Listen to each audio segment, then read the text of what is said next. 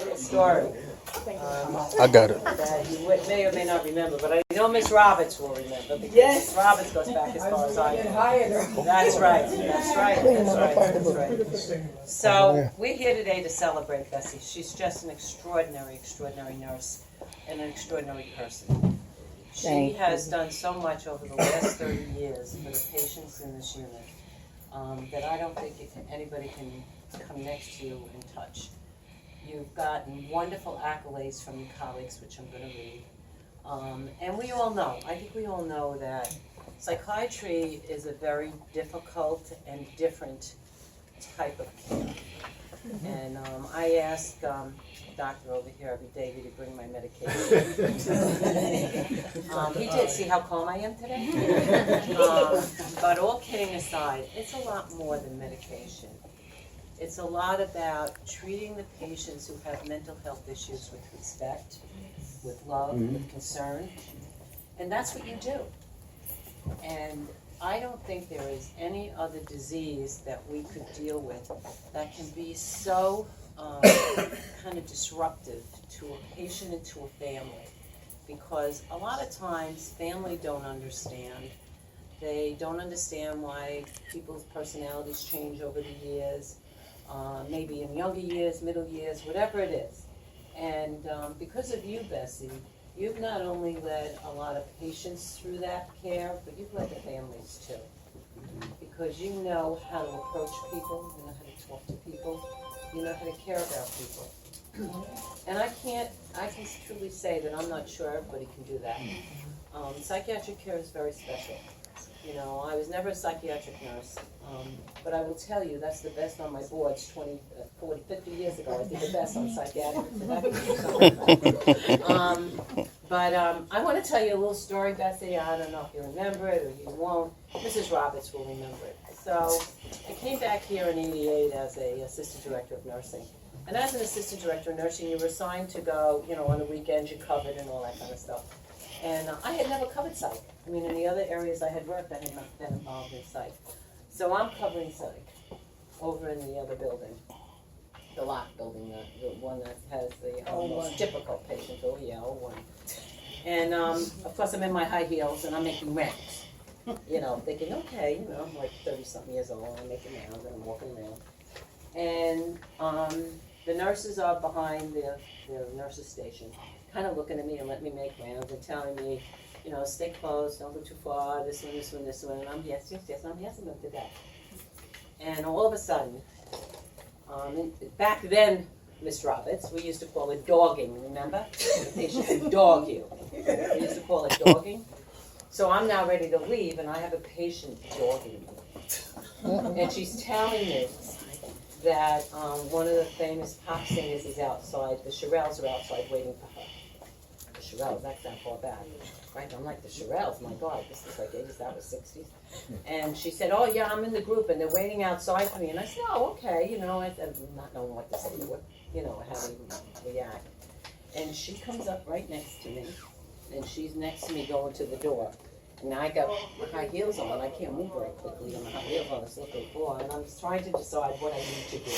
Little did I know, the nurses were behind the station laughing and stuff. But they could see I didn't know what the heck to do. I just didn't. I'm like, what do I do?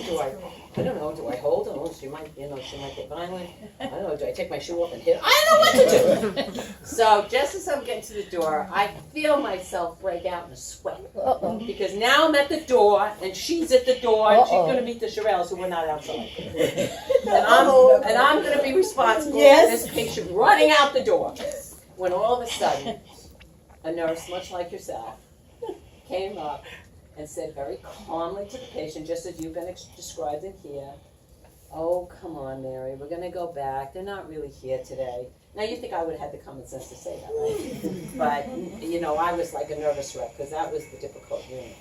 And I had just been told that she had really wrecked a room about 2 hours ago. So I was like, oh, here we go. What am I going to do? And I would say it enriched my knowledge of how difficult patients can be and how important it is to be able to approach them in the right way, because it really is. to be able to coach them, to coach their families. So I congratulate you on your accomplishments over 30 years. It's a really long time. And this organization, NUMIC, very blessed to have you, by the way. And I know you have family here, and I can see just from the calmness of your mom, and it runs in the family, you know how to deal with calmness, you know? So I'm very excited to be here for you today, and I'd just like to read what was said about you. And I love the truck in the front. Where is Jerry? That's great. That is great. You should do that every time somebody. Yeah, that was great. That was Lynn's idea. Lynn, it's great. I saw Lynn. It's great. I love it. I think it looks great. Thank you for doing that. So I'm going to read this to you, okay? And then I'm going to tell you some of the things that you're going to get. Oh, you're here. My second one. It's okay. I'll see it. I'm okay, we couldn't find a parking spot. Oh, we would have waited for you. Don't worry. You could have parked in my spot. What do I do? So, it says, psychiatry can be a volatile service to work with. Patients can be aggressive, assaultive, very quickly. Mr. Rand is an excellent communicator who is able to calmly de-escalate a patient and the situation. This helps to protect both the patient and the staff. In a specific incident where a patient became quite aggressive and threatening, ready to throw a chair at an employee, Mr. Rand interacted calmly, calming the patient down so that no one was injured. She is a team player, known to make herself available to any staff that needs her, and to intervene with any patient, even if it is not her assignment. Mr. Rand is constantly interacting with and spending time with the patients. Mr. Rand is always positive, encouraging, and helpful. She has been an LPN with NUMIC for over 30 years. So I want to congratulate you. I think this is extraordinary. Ms. Roberts, who hired Mr. Rand, would you come up?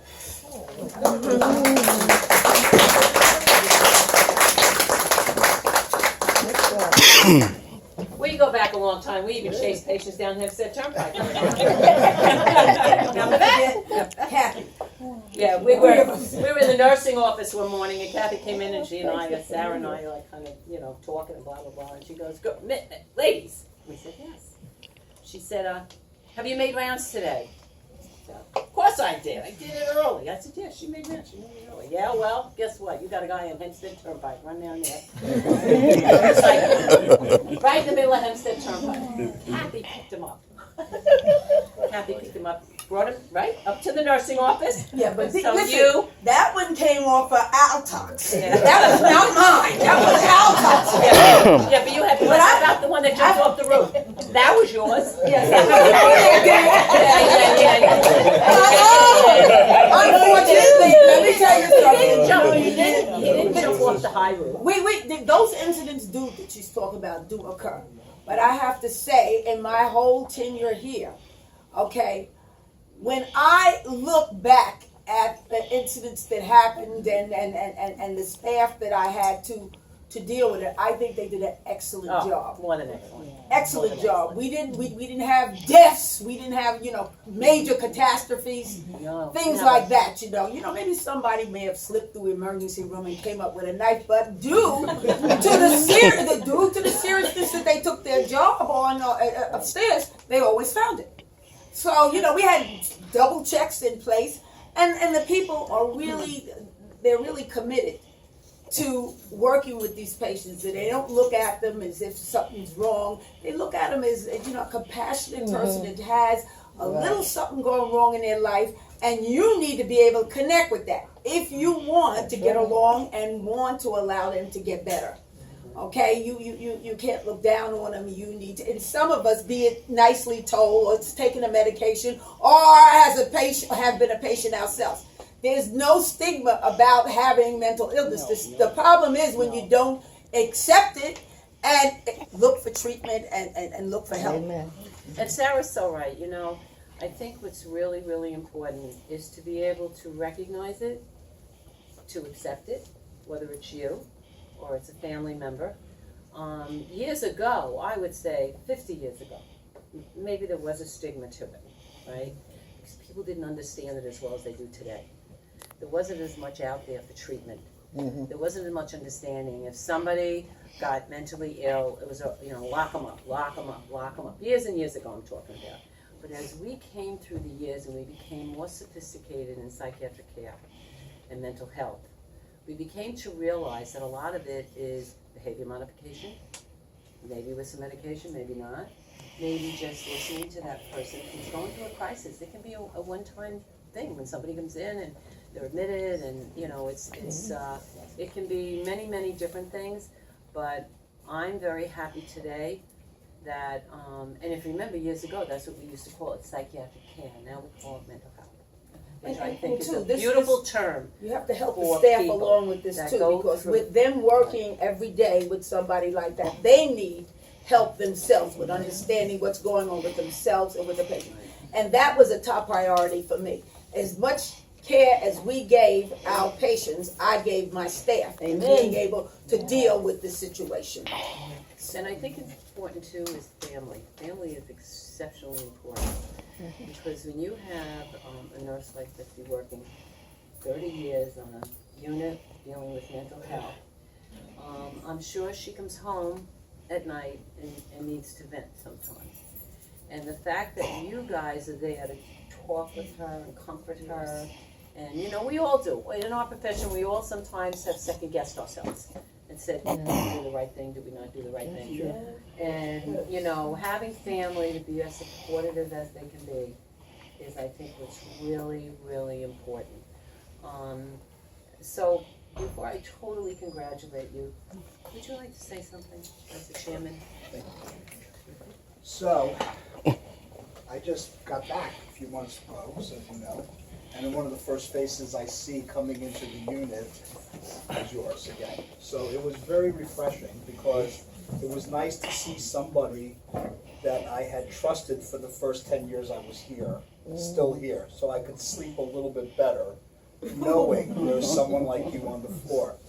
And I don't think the attending staff says this enough, so I'm going to say it for them.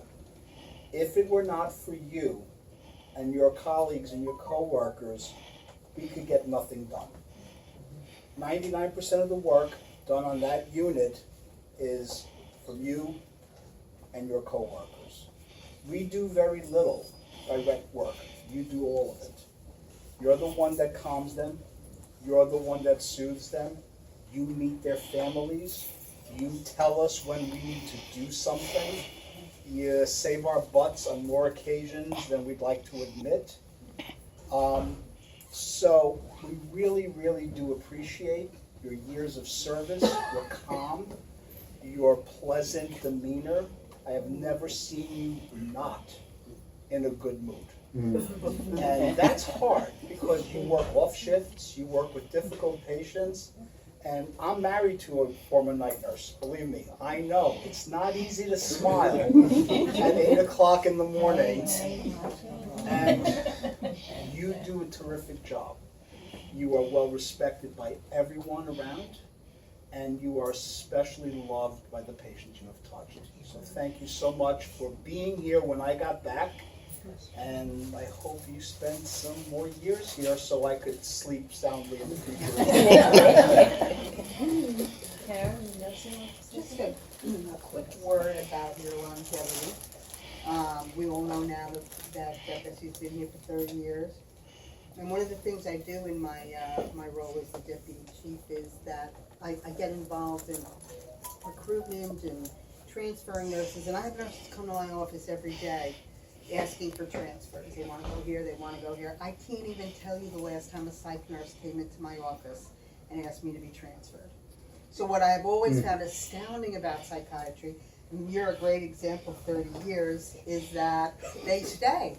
It's probably one of the hardest places to work, but they stay. They're not looking to run away and get away from these patients.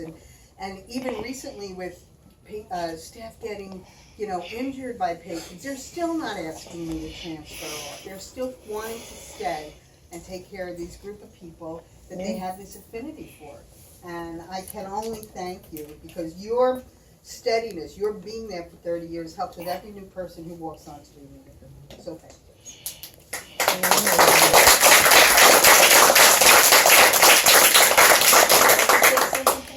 Oh my goodness. Girl, we say something. Excuse me? Can I say something before my sister says something? Absolutely, Oh, absolutely. Jesus Can I Christ, say somebody. something? I want to thank all of y'all here for acknowledging my sister.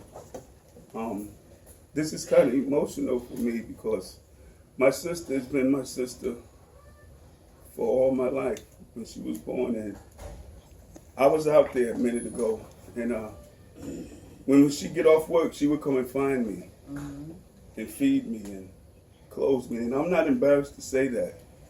She's always a nurse, even when she's at the job and off the job. She takes care of our family in a nursing manner. She's like my second mother, which this is my first mother. And me and my mother don't always get along, but I love my mother dearly. I love her dearly. You know, our family, we're in the helping field. Every one of us has a job serving people. And my sister, and I know we can take this the right way, as big as my sister is in size, her heart is 100 times even bigger than that. And I love her dearly. You know, if it wasn't for God in her, I wouldn't be standing here. Really, she came in the trenches after, oh man, this patient this, bro, this patient that, bro, and I did this. And she would start crying as she's feeding me and helping me with me. And believe it or not, nice people, she cares about each and every one of you here, too. And I commend you for your hearts, because I know you have families, and I know you go through stuff, too.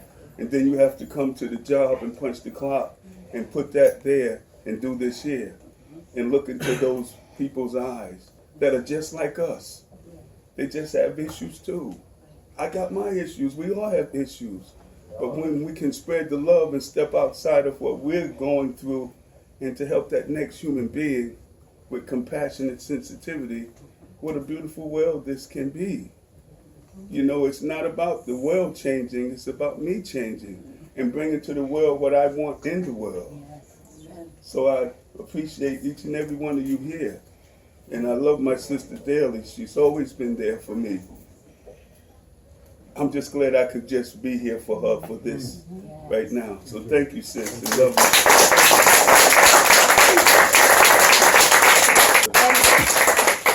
If it's okay, can I take another minute of your time? You can take all the time you want. This is important. So this is my baby sister. But I'm gonna be honest with you, she's my big sister too.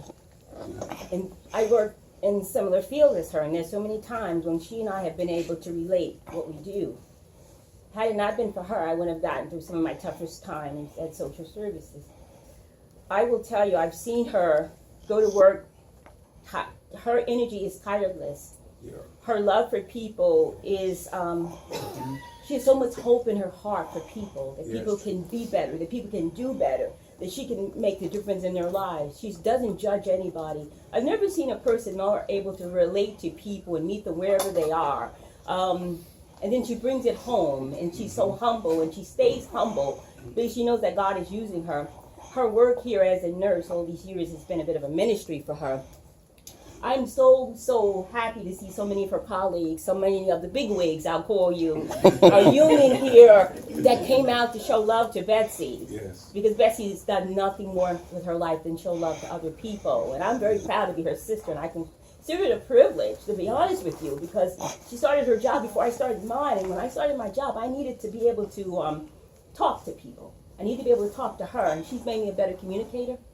She's made me a person that's better able to understand people and relate better and just understand where they go through. Because you see them when they come in and they're broken. You see them when they come in and they don't have hope. And they need somebody to show love and somebody to believe in them and tell them it's going to be okay. You know, I'm here for you. And people just need you to listen. They don't care how much you care. They don't care how much you know. They don't care how much knowledge you have, and they know how much you care about them as a person. So to you, sis. Jerry,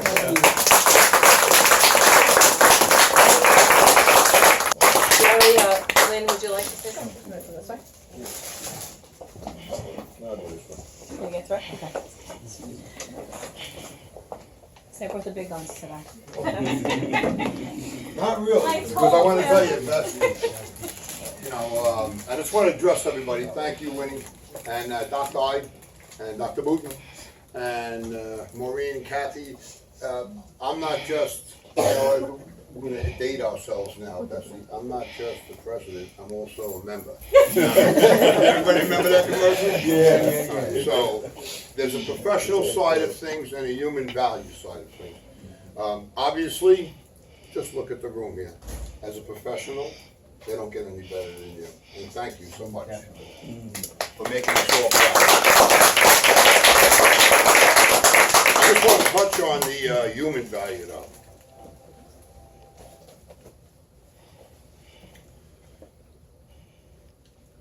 I've had a lot of people in this room, in this floor. And you've always taken care of them. And I'm so proud of that. And Bessie, it means so much to me. As a father, okay? Because you know what I'm talking about. Yes, I do. We can't talk about it because of HIPAA laws, but she knows what I'm talking about. So, that's what's going to be missed the most. The human value. I could feel the warmth and the goodness in this room. It's coming right from you. So God bless you and thank you. This is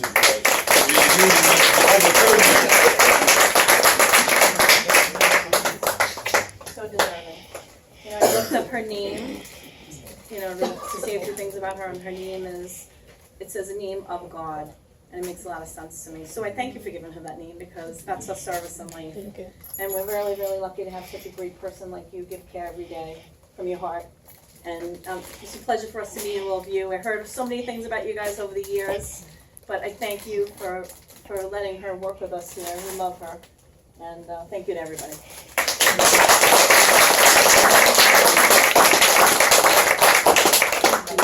Thanks, man. Thank you. So Bessie, it's your turn.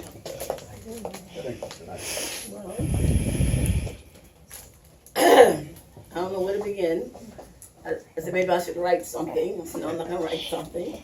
I'm gonna say what God tells me to say. I thank all of you for taking the time to come. You could have been anywhere. I thank my mom for raising me to be a nurse.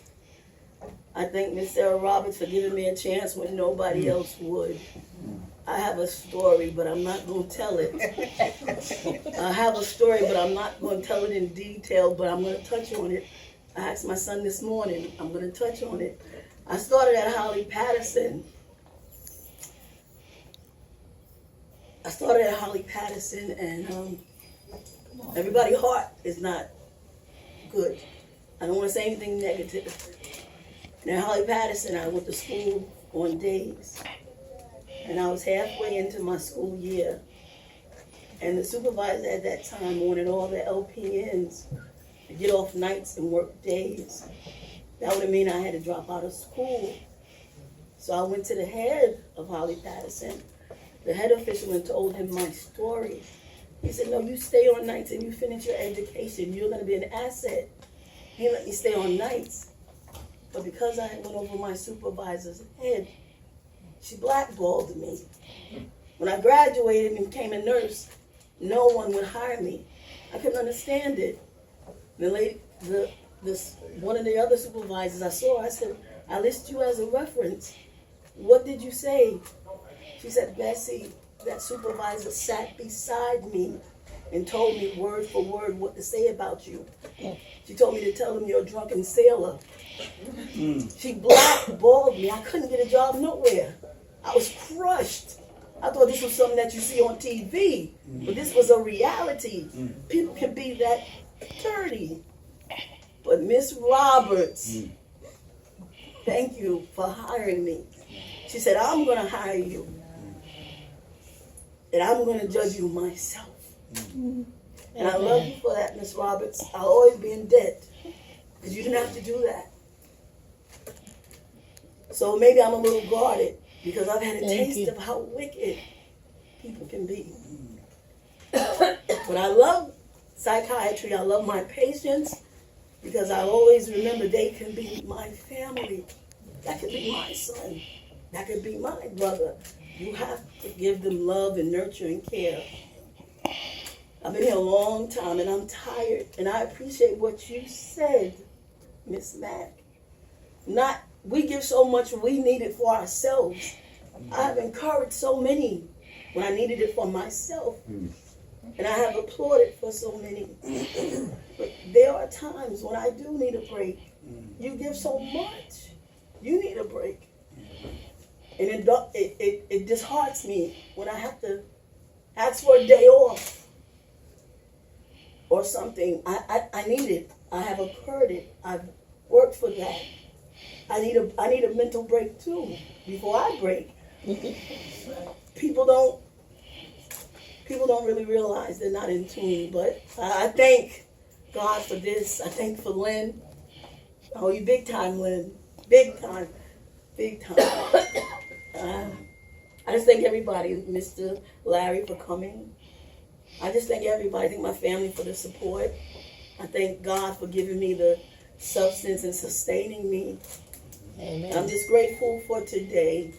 I thank everybody, Mommy. I don't want you overlooked. Did you want to say something, Mommy? I'm so sorry. Did you? Well, I have a few words to say. First of all, I'm very proud of my daughter. I'm very proud of all the people that here today with her. But it wasn't easy raising them. I had 5, 3 boys and 2 girls. Don't go there, Mom. Wait, it ain't enough time. No, I didn't say that. I didn't say that either. Let me say mine. I didn't interrupt you. Don't interrupt me. I'm making short. I'm not silly. And I have 2 daughters and 3 boys, and it wasn't easy raising them. I worked hard.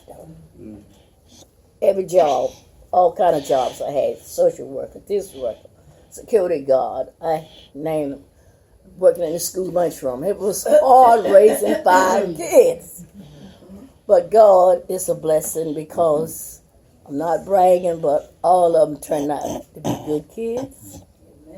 They know how to treat the peoples. This one's a social worker, nurse, got 2 teachers. This is my oldest one. He's up there too. So God, it's a blessing. It's a blessing. And when you bless somebody else. Don't hold it all for yourself. All right. Give it. Go ahead, Mama.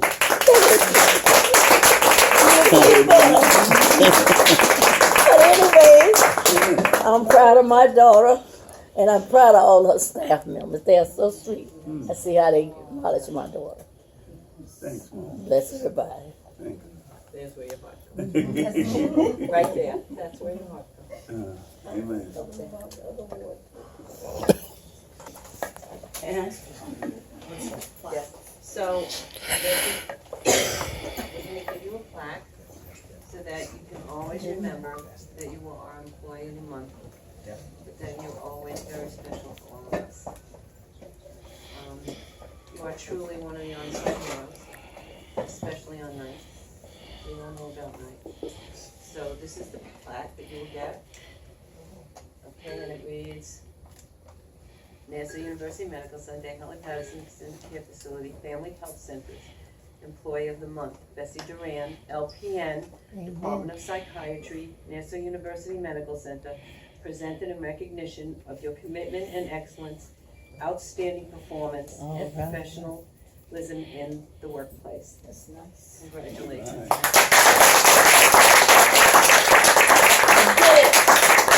Now, just in case you're cold on nights, You did it. just in case you're cold on nights, we have A jacket. so everybody will always know. Bessie Duran. Amen.